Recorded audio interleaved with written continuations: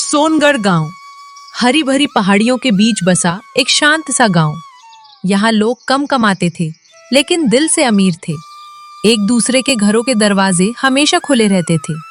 इसी गांव में रहता था हरी राम का परिवार, पत्नी सरिता, बेटा अर्जुन और छोटी बेटी पायल। मंदिर की सेवा करना उनके लिए सिर्फ काम नहीं था, वो उनकी पहचान थी। लोग कहते थे अगर ईमानदारी देखनी हो तो हरी राम से सीखो। लेकिन एक रात इस सम्मान की नींव हिलने वाली थी। पूरा गांव रोशनी से जगमगा रहा था। रंग बिरंगी झालरें, अगरबत्ती की खुशबू, ढोल नगाड़ों की आवाज, बच्चों की खिलखिलाहट। सोनगढ़ का वार्षिक मेला सिर्फ एक त्योहार नहीं था, ये गांव की एकता का प्रतीक था। शिव मंदिर के आंगन में लगी दान पेटी में पूरे साल का चढ़ावा जमा होता था और मेले की रात उसमें सबसे ज्यादा दान डाला जाता था। भैया देखो ना, इस बार मंदिर कितना सुंदर लग रहा है। हाँ, और इस बार पीछे वाली सजावट मैंने की है। मेरे बच्चों ने इस बार बहुत मेहनत की है। भगवान की सेवा का मौका हर किसी को नहीं मिलता, ये हमारा सौभाग्य है। पास में धर्मपाल खड़े थे। उनके चेहरे पर हल्की मुस्कान थी, लेकिन आंखों में कुछ और। भाई इस बार दान पेटी तो बहुत भारी लग रही है। सब भगवान की कृपा है। धीरे धीरे भीड़ कम होने लगी। भजन की आवाज धीमी पड़ गई। चांद आसमान में ऊपर चढ़ चुका था। पुजारी ने दान पेटी के सामने दीपक रखा। कल सुबह सबके सामने गिनती होगी। उन्होंने ताला लगाया, चाबी हरी राम को सौंपी। इसे संभाल कर रखिएगा। चिंता मत कीजिए। किसी को अंदाजा भी नहीं था कि ये ताला सुबह तक सिर्फ ताला नहीं रहेगा, एक सवाल बन जाएगा। सुबह की पहली किरण के साथ मंदिर का दरवाजा खोला गया। अचानक पुजारी की आवाज गूंजी, दान पेटी खाली है। आवाज सुनते ही लोग दौड़ पड़े। क्या कहा? ताला तो टूटा भी नहीं। भीड़ बढ़ती गई। ताला सलामत था, मतलब पेटी चाबी से ही खोली गई थी। धीरे धीरे सबकी नजर एक ही दिशा में मुड़ी, हरी राम। रघुवीर सरपंच आगे आए। कल रात चाबी किसके पास थी? मेरे पास। भीड़ में कानाफूसी शुरू हो गई। सब लोग हरी राम पे शक करने लगे। फिर तो बात साफ है। हरिराम, जवाब दीजिए, दान पेटी खाली कैसे हुई? मैंने कुछ नहीं किया, भगवान की कसम। हम ऐसा सोच भी नहीं सकते। चोरी घर के अंदर से ही हुई है। तभी अर्जुन आगे बढ़ा और गुस्से में बोला, मेरे पिताजी चोर नहीं हैं। धर्मपाल ने धीरे से हरी राम से कहा। भाई कहीं कोई गलतफहमी तो नहीं हो गई? हरी राम ने धर्मपाल की तरफ देखा। तुम भी मुझ पर शक कर रहे हो? धर्मपाल नजरें झुका लेते हैं। उस एक पल में सालों का भरोसा हिल गया। सम्मान की जगह शक ने ले ली। रघुवीर ने फैसला सुनाया, जब तक सच सामने नहीं आता, हरिराम मंदिर की सेवा से हटाए जाते हैं। घर लौटते वक्त रास्ता भारी था। लोग फुसफुसा रहे थे। इतने साल से सेवा कर रहा था, अंदर से लालची निकला। इतना सुनते ही धर्मपाल और उनका परिवार अंदर ही अंदर टूट गया। शब्द जैसे तीर बनकर उनके दिल में चुभ रहे थे। माँ, अब लोग हमसे बात नहीं करेंगे। हरिराम चुपचाप नीचे बैठ गए। उनकी आंखों में वर्षों की इज्जत टूटकर बिखरती हुई दिखाई दे रही थी। एक ही रात में सब कुछ खत्म हो गया। अर्जुन धीरे से उनके पास आकर बैठ गया। उसकी मुट्ठियां बंधी हुई थीं, लेकिन आंखों में डर नहीं, संकल्प था। पिताजी, मैं सच ढूंढ कर रहूंगा। ये पंचायत का मामला है बेटा। अगर मैं चुप रहा तो लोग हमेशा आपको चोर समझेंगे। उस रात अर्जुन के भीतर कुछ टूटकर बिखरा नहीं, बल्कि कुछ नया जन्म ले चुका था। वो अब सिर्फ एक बेटा नहीं रहा था, वो अपने पिता की इज्जत और सच की तलाश बन चुका था। अगले दिन स्कूल में भी लोग फुसफुसा रहे थे। सच बता, घर में पैसे मिले क्या? मेरे पिताजी चोर नहीं हैं। शाम को अर्जुन मंदिर गया। उसने ताले को ध्यान से देखा। ताला टूटा नहीं था, मतलब चाबी से खोला गया है। उसे याद आया, कुछ देर के लिए चाबी धर्मपाल के पास भी थी। अचानक उसकी नजर जमीन पर पड़ी, मिट्टी में चमकती चीज। वो झुका। एक टूटी हुई काले धागे की माला। ये तो सरपंच रघुवीर पहनते हैं। दिल की धड़कन तेज। अब शक सिर्फ हवा में नहीं था, अब उसके पास एक निशानी थी। उसी समय उसने देखा धर्मपाल किसी आदमी से धीरे धीरे बात कर रहे थे। जैसे ही अर्जुन पास आया, दोनों चुप। अरे अर्जुन, यहाँ क्या कर रहे हो? अर्जुन ने उनकी आंखों में झांका। उसे हल्की घबराहट दिखी। सच शायद बहुत दूर नहीं था, लेकिन धुंध अभी बाकी थी। अर्जुन ने आसमान की ओर देखा। मैं आपको बेगुनाह साबित करूंगा पिताजी। और उसी रात सोनगढ़ में एक और सच्चाई जागने वाली थी। रात धीरे धीरे सोनगढ़ पर उतर रही थी। गांव की गलियां शांत थीं, लेकिन हरिराम के घर के अंदर बेचैनी थी। दिन भर की फुसफुसाहटों और तानों ने इस परिवार को भीतर तक तोड़ दिया था। लेकिन जहां बाकी लोग डर और शर्म में डूबे थे, वहीं अर्जुन के अंदर एक अलग ही आग जल रही थी। हरिराम चारपाई पर चुपचाप बैठे थे। सरिता रसोई में थी, पर आज चूल्हे की आग भी ठंडी लग रही थी।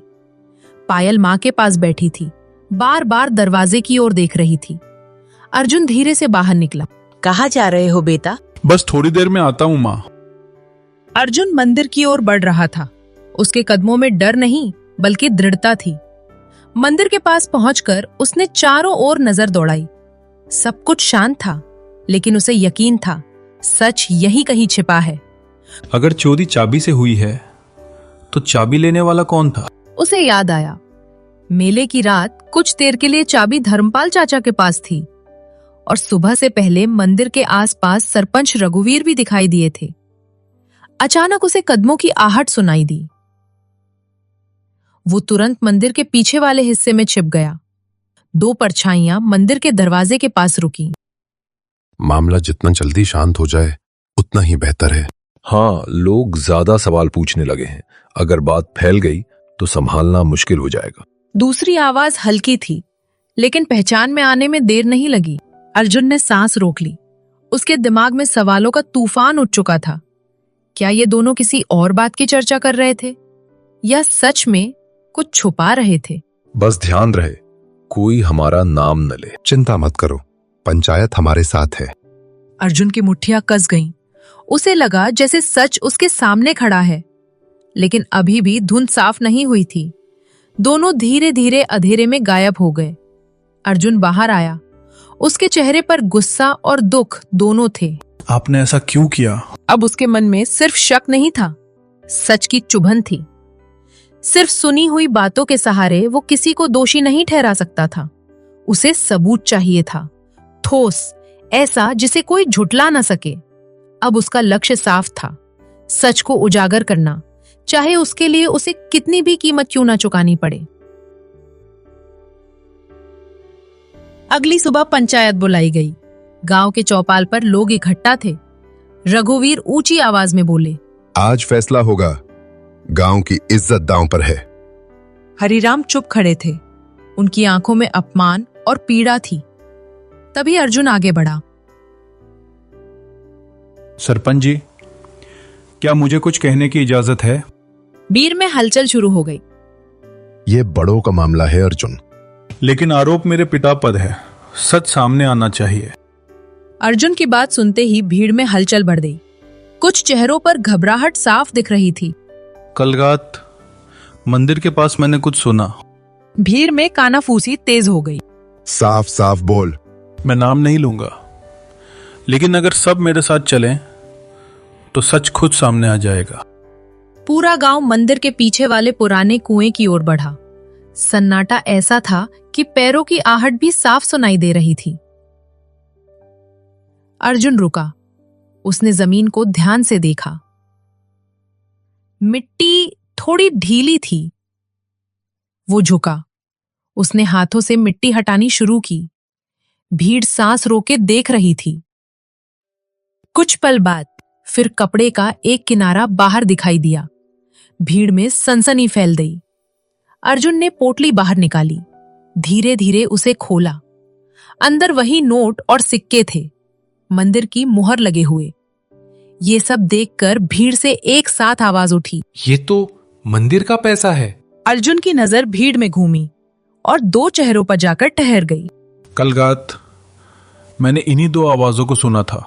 धर्मपाल का चेहरा पीला पड़ गया। रघुवीर की सख्ती गायब हो चुकी थी। दान पेटी का पैसा सुरक्षित जगह पर रखने की बात हो रही थी, और वो जगह यही थी। भीड़ में गुस्सा फूट पड़ा। मुझसे गलती हो गई, लालच में अंधा हो गया था। रघुवीर चुप था। उसकी झुकी नजरें सब कह रही थीं। सुबह का सूरज धीरे धीरे सोनगढ़ के आसमान पर उग रहा था। हल्की सुनहरी रोशनी पूरे गांव में फैल रही थी। लेकिन आज की सुबह बाकी सुबहों जैसी नहीं थी। हवा में एक अजीब सी खामोशी थी, जैसे पूरा गांव कल की घटना के बारे में सोच रहा हो। सच सामने आ चुका था, लेकिन सच जीत जाने के बाद भी कुछ घाव तुरंत नहीं भरते।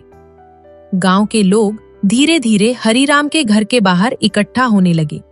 वही लोग जो 2 दिन पहले आपस में खड़े होकर फुसफुसा रहे थे, वही लोग जिनकी नजरों में शक था। आज उनके चेहरों पर शर्म थी। कुछ देर तक कोई कुछ नहीं बोला। फिर गांव के सबसे बुजुर्ग आदमी आगे बढ़े। हरिराम, हमसे बहुत बड़ी गलती हो गई। हमने बिना सच जाने तुम पर शक कर लिया, बिना सोचे समझे फैसला कर लिया। अगर हो सके तो हमें माफ कर दो। आसपास खड़े लोगों की नजरें भी झुक गईं। हरिराम दरवाजे के पास खड़े थे। उन्होंने सबको देखा, लेकिन कुछ नहीं बोले। उनकी आंखों में न गुस्सा था, न जीत की खुशी, बस एक गहरी थकान थी, जैसे पिछले 2 दिनों ने उनकी आत्मा तक को थका दिया हो। सरिता दरवाजे के पास खड़ी सब सुन रही थी। उनकी आंखें भर आईं। बदनामी का दर्द सिर्फ माफी से नहीं मिटता। पूरा माहौल अचानक शांत हो गया। किसी के पास कोई जवाब नहीं था। उस रात गांव शांत था। अर्जुन के मन में तूफान चल रहा था। वो घर की छत पर बैठा आसमान की तरफ देख रहा था। आसमान में चांद चमक रहा था। हवा धीरे धीरे बह रही थी, लेकिन उसके मन में एक ही सवाल घूम रहा था। अगर मैं उस रात मंदिर ना जाता, अगर सच सामने ना आता। उसकी आंखों के सामने वो सारे पल गूंजने लगे। ओगो के शक भरे चेहरे, पंचायत की बातें और उसके पिता का चुप खड़ा रहना। उसे पहली बार एहसास हुआ, समाज सच ढूंढने से पहले फैसला सुनाने में ज्यादा तेज होता है। उसी समय नीचे आंगन से आवाज आई। हरिराम बैठे थे। अर्जुन। अर्जुन नीचे उतरकर उनके पास आकर बैठ गया। बेटा, सोया नहीं अभी तक? नहीं पिताजी, बस नींद नहीं आ रही। फिर कुछ पल दोनों चुप हो गए और फिर अर्जुन ने धीरे से पूछा, पिताजी, क्या टूटा हुआ भरोसा फिर से बन सकता है? हरिराम ने गहरी सांस ली, जैसे वो शब्द ढूंढ रहे हों। उन्होंने अर्जुन की ओर देखा और धीरे से बोले, भरोसा कांच की तरह होता है बेटा। एक बार टूट जाए तो जुड़ तो जाता है, लेकिन दरारें हमेशा याद दिलाती रहती हैं कि वो कभी टूटा था। अर्जुन की आंखें नम हो गईं। गांव के किनारे पुराने बरगद के पेड़ के नीचे धर्मपाल अकेले बैठे थे। उनके पास से लोग गुजर रहे थे, लेकिन कोई उनसे बात नहीं कर रहा था। कुछ लोग तो उनकी तरफ देखना भी नहीं चाहते थे। रघुवीर पर कानूनी कार्रवाई शुरू हो चुकी थी, लेकिन धर्मपाल के लिए सबसे बड़ी सजा अदालत नहीं थी। सबसे बड़ी सजा थी अपने ही भाई की आंखों में गिर जाना। काफी देर तक वो वहीं बैठे रहे, फिर धीरे धीरे उठे और हरिराम के घर की ओर चल पड़े। दरवाजे के सामने पहुंचकर वो रुक गए, जैसे कदम आगे बढ़ ही नहीं रहे हों। काफी देर बाद उन्होंने हिम्मत जुटाई। भाई, एक बार बात कर लो। अंदर से अर्जुन ने दरवाजा खोला। दोनों की नजरें मिली। कुछ पल की चुप्पी। फिर हरिराम बाहर आए। धर्मपाल उन्हें देखते ही घुटनों के बल बैठ गए। भाई, लालच ने मुझे अंधा कर दिया। मैंने रिश्ते से बड़ा पैसा समझ लिया। मुझे माफ कर दो, नहीं तो मैं खुद को कभी माफ नहीं कर पाऊंगा। हरिराम की आंखों से भी आंसू बहने लगे। उन्होंने धीरे से कहा, तुमने सिर्फ पैसे नहीं चुराए, तुमने मेरा भरोसा चुराया है। कुछ पल तक दोनों भाई चुप रहे। फिर हरिराम ने आगे बढ़कर धर्मपाल को उठाया। गलती बहुत बड़ी है, लेकिन अगर पछतावा सच्चा हो तो इंसान बदल भी सकता है। धर्मपाल फूट फूट कर रो पड़े। कुछ दिन बाद गांव में फिर पंचायत बुलाई गई, लेकिन इस बार माहौल पहले जैसा नहीं था। इस बार वहां शक नहीं था, सिर्फ सीख थी। गांव के नए सरपंच खड़े हुए। आज से इस गांव में एक नया नियम होगा। बिना सबूत किसी पर आरोप नहीं लगाया जाएगा। भीड़ में सहमति की आवाजें आने लगी। फिर उन्होंने आगे कहा, और आज हम उस बेटे का सम्मान करेंगे जिसने सच के लिए आवाज उठाई। सबकी नजरें अर्जुन पर टिक गईं। धीरे धीरे तालियां गूंजने लगी। अर्जुन झिझकते हुए आगे आया।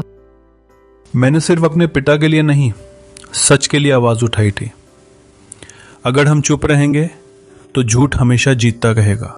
भीड़ में कई लोग सिर हिलाने लगे और अर्जुन का सम्मान करने लगे। कुछ दिनों बाद मंदिर में फिर से दान पेटी रखी गई। पूरा गांव वहां मौजूद था। सबकी निगाहें हरिराम पर थीं। दान पेटी की चाबी उन्हें सौंपी गई। उन्होंने कुछ पल उस चाबी को देखा, फिर मुस्कुराकर अर्जुन की ओर बढ़ा दी। अब ये जिम्मेदारी तुम्हारी है। अर्जुन हैरान रह गया। मैं? जिसने सच की रक्षा की वही भरोसे का हकदार है। अर्जुन ने धीरे से चाबी थाम ली। उसी समय मंदिर की घंटी बज उठी। उसकी आवाज पूरे सोनगढ़ में गूंज गई। झूठ की एक रात ने सोनगढ़ को सिखाया, सच देर से आता है, लेकिन जब आता है तो सिर्फ झूठ को नहीं, लोगों की सोच को भी बदल देता है। और उस दिन से सोनगढ़ में एक नियम बन गया, पहले सच फिर फैसला। अगर आपको लगता है कि सच की जीत हमेशा होती है तो कमेंट में लिखिए सच की जीत। और अगर आप भी मानते हैं कि बिना सच जाने किसी पर आरोप लगाना सबसे बड़ा अन्याय है तो इस वीडियो को लाइक जरूर करें। ऐसी ही दिल को छू लेने वाली गांव की कहानियां देखने के लिए चैनल को सब्सक्राइब करना मत भूलिए और बेल आइकन दबा दीजिए, क्योंकि यहाँ हर कहानी में छुपा होता है एक बड़ा सच।